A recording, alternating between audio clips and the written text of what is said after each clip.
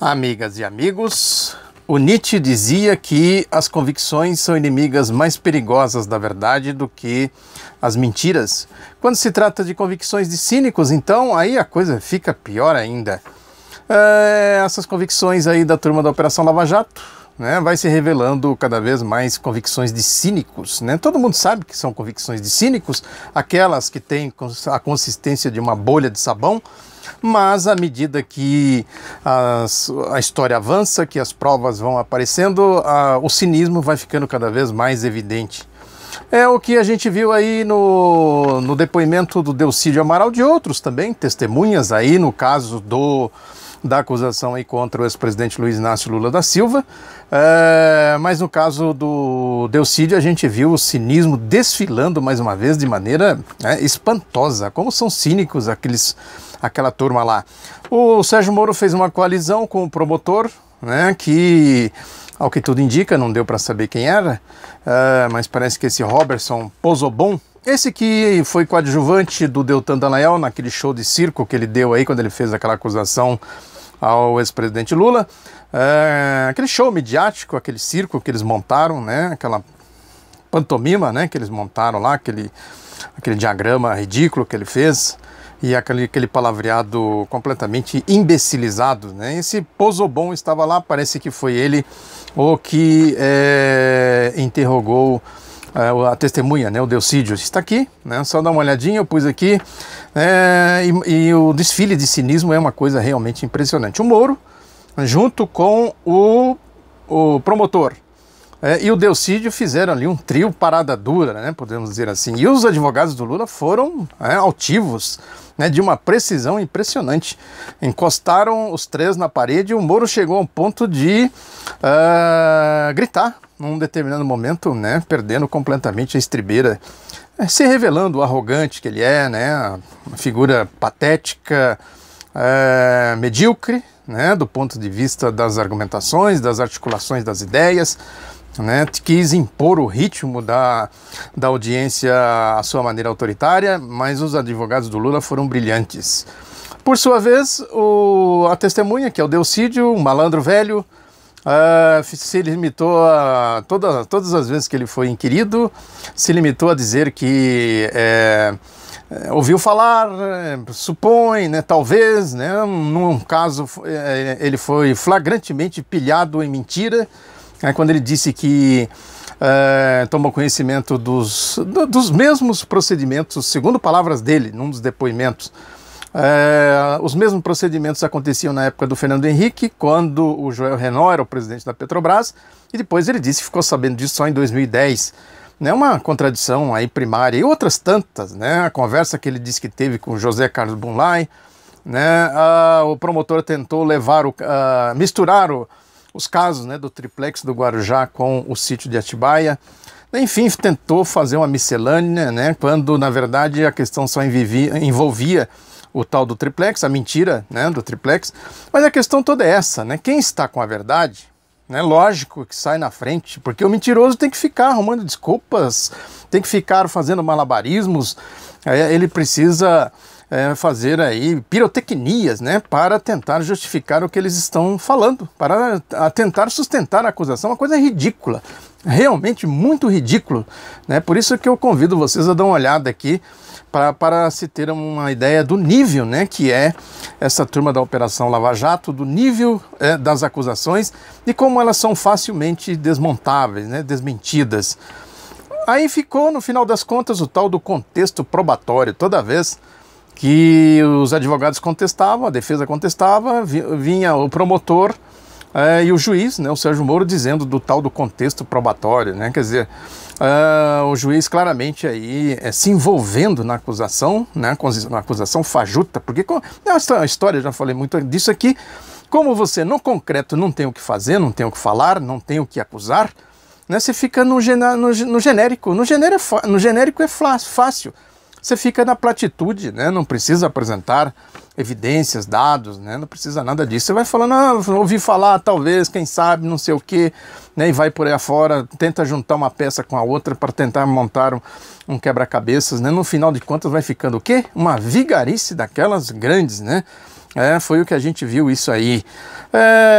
No entanto, é preciso a gente considerar aí o papel brilhante, né, dos advogados da defesa do Lula, porque até é isso, né? Eles estão com a verdade, nadam de braçada. O que se viu também nessa audiência foi aquela prática verborrágica, né, desse Deltan Dallagnol, né, que no caso ali foi o Pozzobon, mas eles são a mesma turminha ali, né? Se chamaram de time, né? Um time que tem ali o Moro, Pozzobon, Dallagnol, né? Que foi o que o ex-ministro da Justiça falou aqui, ele também está aqui no vídeo que eu pus aqui, que ele fala da cadeia de ódio, né? Que o Deltan Dallagnol vai nas igrejas aí alimentar a cadeia do ódio, né? Fazer populismo penal, ele diz, né? Que acaba sendo uma atitude obscena nas palavras dele, né? Outra coisa também que é importante a gente considerar é que todas essas acusações, no caso aí do triplex, que é o motivo da audiência, né, foi montado em cima de um relatório de um delegado tucano, né, o Márcio Anselmo. Um relatório ridículo também, né, cheio de mentiras, de invectivas, de alto a baixo. E em cima disso o Deltan Dallagnol e o Pozzobon fizeram aquele show de circo, né, com aquele diagrama horroroso, e agora o Sérgio Moro, né, vem aí juntando mais coisas em cima da acusação.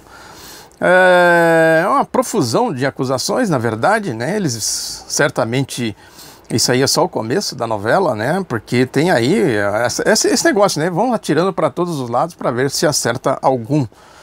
Em algum momento eles acertam alguma coisa, né? Porque é uma profusão de acusações ao Lula.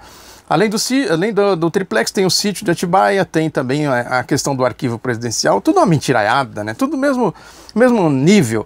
Chamam as testemunhas chegam lá e falam, não vi, não sei. O Delcídio mesmo falou do triplex. Não sei, nunca ouvi falar, nunca tomei conhecimento disso. A única coisa que eu sei é de uma conversa que eu tive com o Mulay, que ele falou de uma reforma no sítio de Atibaia, não sei o quê.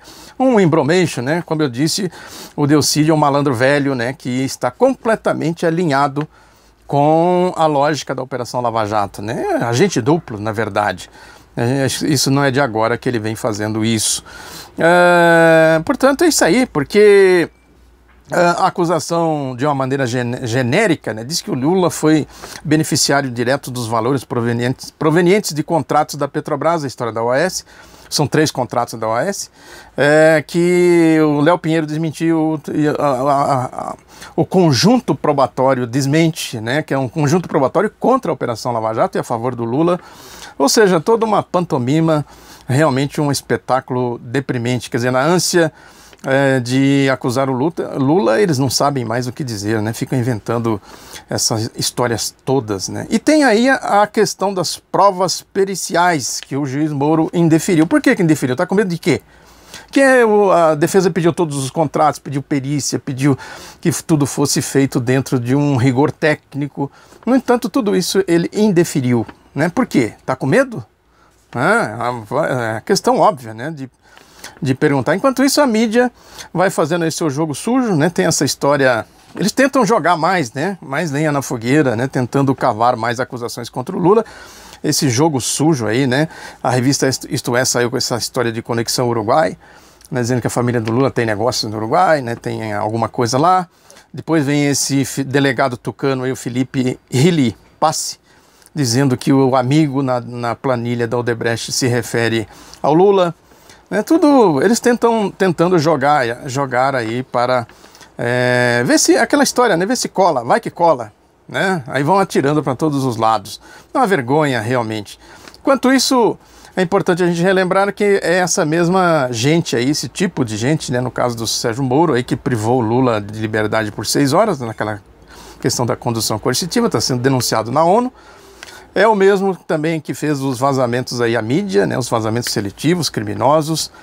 Né, é o mesmo que vem tomando medidas cautelares autorizadas injustificadamente, simplesmente para forçar delações premiadas, o balcão de negócios das negociatas das delações premiadas, né, e também o papel dele como juiz, né, que deveria se ater ao papel do juiz, no entanto ele fica agindo como acusador dá palestras, dá entrevistas, nas audiências fica claramente, ontem, né, foi um escândalo o que ele fez, um comportamento realmente de um juiz eco de 5ª categoria, né, fazendo juízo de valores e fazendo acusações, né, inclusive fora do que estava previsto no escopo da audiência.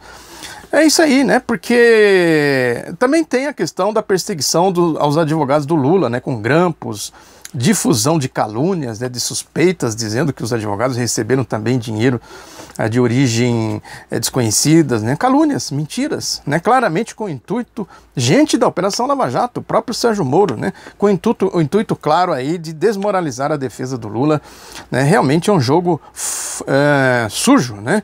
Um jogo bruto. Violando aí as prerrogativas profissionais e as garantias fundamentais dos advogados da defesa do Lula.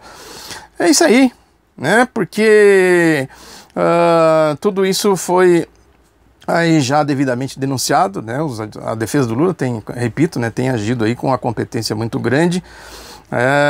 Eles pediram também, tem um vídeo aqui que eu fiz, eu li a nota grande que eles divulgaram, porque a mídia escondeu tudo isso, pedindo aí uma série de provas, né, como contratos, documentos em geral, né, que provariam a farsa do processo e, sem dúvida alguma,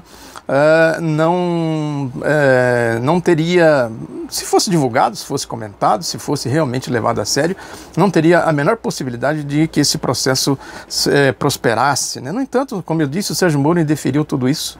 Eles tocam lá do jeito deles, da maneira deles. O advogado Lula chegou a dizer que ele age como um juiz, né, que os aliados, com um comportamento que os aliados sepultaram em 1945. Um juiz nazista, é isso que ele quis dizer, na verdade. A questão toda é que tudo isso custa dinheiro, custa tempo, salários altíssimos, né, para promotor, né, 77 mil de salário para o juiz Sérgio Moro, para quê? Né? Porque eles estão fazendo ali, não tem nada a ver com justiça, não estão fazendo justiça, não estão cumprindo o papel que lhes é devido, né? Fazendo politicagem realmente é lamentável, revela bem o baixo nível, né? O baixo extrato moral aí dessa turminha aí da Operação Lava Jato, fascistinhas na verdade, né? É isso, muito obrigado pela atenção, espalhe outra notícia e até a próxima.